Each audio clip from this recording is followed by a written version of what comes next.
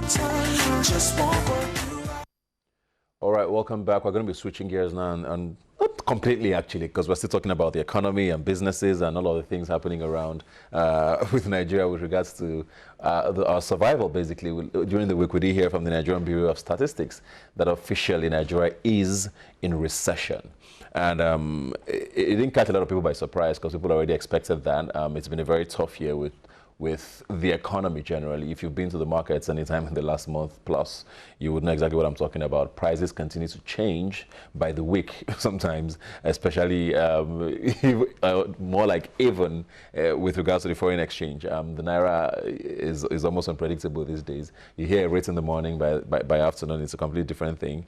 And people are not exactly sure what exactly our economic policy is today. There seems to be a lot of stories coming from a lot of places, and we're not sure what Nigeria holds for us in the coming months. But I have here with me Joshua Oyeni, Yali president from West Africa, who's going to be helping me dissect some of these things. Thanks for being here today. Thank you so much. Nigeria, according to the Nigerian Bureau of Statistics, National Bureau of Statistics is officially in recession, and I don't know if it came as a surprise to you. What are your thoughts on that?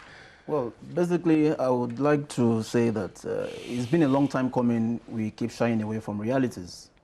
You know, from the onset when we started having issues with the exchange rate, I knew this was going to be the end of it.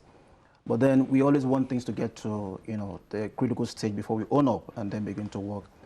You know, practically speaking, I came into the country this morning, you know, from a neighboring country of Ghana, and then you know, the exchange rate was just crazy because I had to change, you know, my cedis, you know, to dollars or then to naira. It was pretty much ridiculous. But then the issue with recession, I think, is something that is long overdue. We've had it coming, but unfortunately, we just have to own up now. The bureau just feels, okay, we just can't keep shying away. We have to own up that we are losing it, and then let's do this now. But then it's always been in the background all the while. Yeah. Did we do this to ourselves? Because we've heard so many versions, especially from government, blaming oil and also blaming the past government. But is this something that could have been prevented?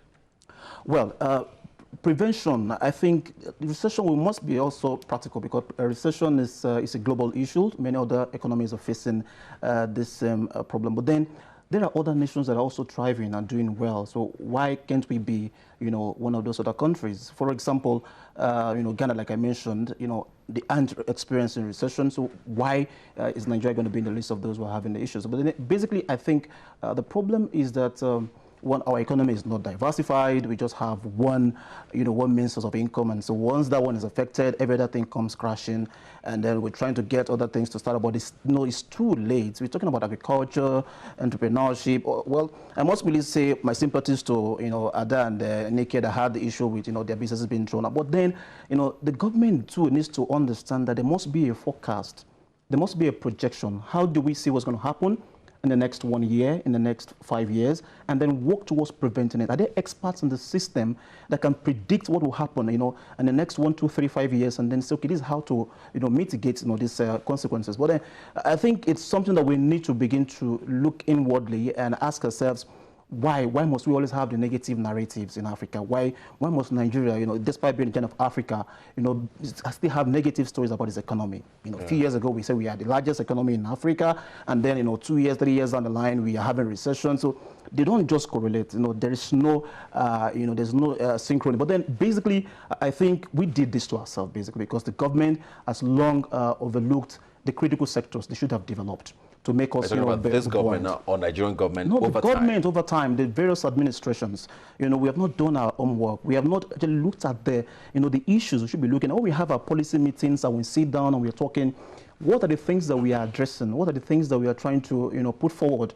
What are our policymakers advising us to do? And then are we actually listening to the voice of the people? Are we in touch with reality? Or we just, you know, there, you know, in our towers and we feel everything is fine because we can afford the, you know, the basic things of life. But people down there in the line, they are telling you things are not fine, even though they appear fine on the surface. And so we need to begin to get in touch with the root, and then we need to take care of the other sectors. Like I said, go deep and then begin to ask what's happening in the agricultural sector, what's happening. Okay, I appreciate what the government is doing now, helping young women to get out of poverty by, giving them agricultural training. But then these are things that should be part of the system, right through the educational curriculum, and then, right through every facet of life in Nigeria. We should actually be looking at ways to ensure that the economy doesn't crumble and we don't come begging on our knees having to, to own up to, such a thing like this. So you don't think there's anything this government could have done to prevent this? Because, I mean, there were signs right before the year even started that maybe things were not necessarily going according to plan. Yes, the oil price had fallen. Yes, we did know that we're losing revenue from certain critical areas of our economy. But the signs were there. And people have said maybe if we paid more attention to the economy than a lot of talk about anti-corruption, maybe things would have been different. Do you agree? Well, I think we should be careful about trading blames. Because if we look at a particular government, exclusively, we may be unfair. So I would say that it's a systemic problem that has been existing over, donkey years. We just can't say it happened within 1 year. There's been, a precedent. Some things have been going wrong, just like a pack of cards or a karma. And then, once this affected, it affects the next one, affects the next one. No government can be magical about this. So they just need to make sure that, when we are coming in, what can we do differently? Okay, but then a government that is coming in should understand where are we at the moment as I'm coming in, and what are the things that I can do, to ensure that I don't actually have the entire thing falling apart on my hands.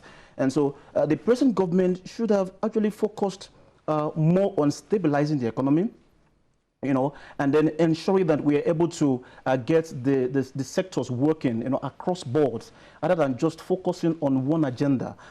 Focus on one agenda. Well, it's good, trying to go after the guys who have stolen the money or who have embezzled, public funds. Well, as much as that is good, what's important as well is that, are you concerned about the other areas of society?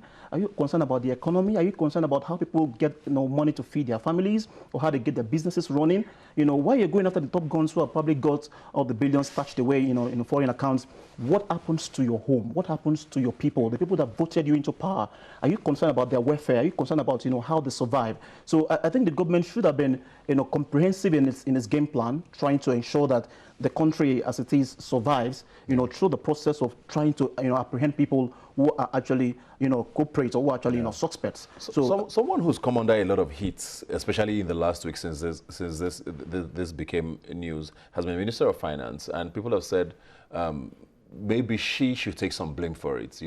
She, for some people, hasn't necessarily been in the forefront of trying to, fix the economy, or at least give us a policy that will probably sort of understand. And there's a belief that she's not necessarily working in sync with the CBN governor. They don't necessarily, I mean, they don't have the same roles for government, but they should work in tandem. People don't seem to see that sync. Do you agree with that? Okay, well, I'm an entrepreneur, so I think I would be able to say that Mrs. Adeojo, with all due respect, yeah, she has a game, but she can't take all the blame as well. Well, she just came in, and then it took a while, a long time before they could be empowered to actually begin to effect policies. You can imagine how long it took the president to get his cabinet fixed up. You can imagine how long it took them, to get the paraphernalia of office and begin to effect. Were they some of the problems? Maybe were those part of the problems? There were delays in the system, and you can't come in and then within 3 months you want to effect the policy that will affect 180 million people, or that will change, an economy that used to be the largest in Africa. You can't do that within a couple of months. There must be long-term plannings and then projections, and then you need time to actually, to fix these things as a Minister of Finance. She can't do all the work, but then I think she also should have understood that you're coming in to take a job like this. It requires a lot of diligence and and fact finding and and intelligence. You must be ready to take the challenge if you want to be the Minister of Finance. So basically, I think, well, as much as we can say she hasn't been, she hasn't done all we want her to do, but then we can also say that it's not a problem that only her should have at her doorstep. Yeah. So yeah, we should just also take the blame as able people. I know we're going to be talking about what we should be looking at to fix all of this, but I want to talk about President Buhari now, who Nigerians voted into office. We didn't vote the Minister of Finance into office. And people have his popularity, I'm sure you know by now, has dipped extremely for a lot of reasons, and this being one of them. You mentioned there about the ministers and how long it took to appoint ministers, and basically communication has been a problem for a lot of people. And at a time like this, when for the first time in almost three decades, we're in recession, or we're in a recession, Mr. President has not thought it fit to address Nigerians.